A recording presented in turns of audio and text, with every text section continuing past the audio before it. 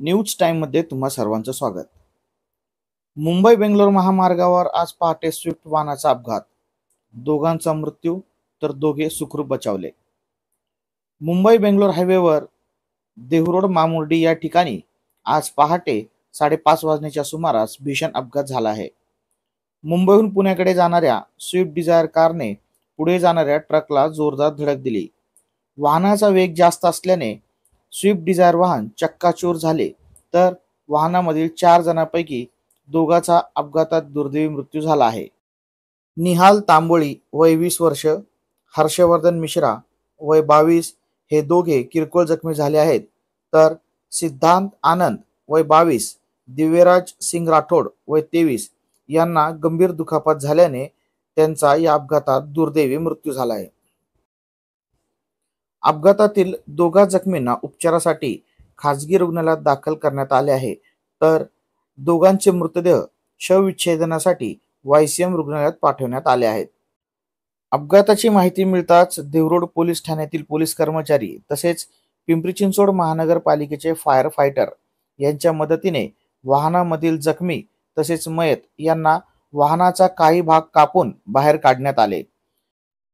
वास्तविक पाहता मागील 2 दिवसापूर्वी अपघाताच्या ठिकाणी महामार्गावर वाहनांचा वेग नियंत्रण व्हावा यासाठी पांढऱ्या पट्ट्या बसवण्यात आल्या आहेत, परंतु या पट्ट्या आता वाहन चालकांचा काळ बनून त्यांच्या जीवावर उठल्या आहेत।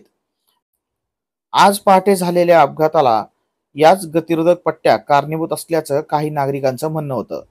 पुढे जाणाऱ्या भरधाव वाहनांचा अचानक वेग कमी झाल्याने मागील येणारे वाहन धडकून अपघात झाल्याचा प्राथमिक अंदाज वर्तविण्यात येत आहे।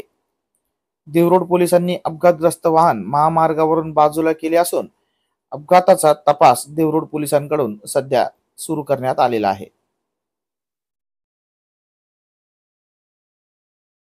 पिंपरी चिंचवड महानगरपालिका अग्निशामकला एक वर्दी आली 5:24ला की गणपती मंदिराजवळ मामुर्डी या ठिकाणी ॲक्सिडेंट झालेला आहे आणि एक मनुष्य अडकलेला आहे अशी वर्दी आली आम्हाला। सदरची वर्दी प्राप्त होतात प्राधिकरण अग्निशमन केंद्र आणि मुख्य अग्निशमन केंद्र पिंपरी वायसीएम येथील एक वाहन 2 वाहन इथे येऊन मनुष्य अडकल्याची पाहिले असता तो मयत झाला होते आणि त्यांना त्वरित काढून पुढच्या उपचारासाठी वायसीएम येथे पाठवण्यात आले।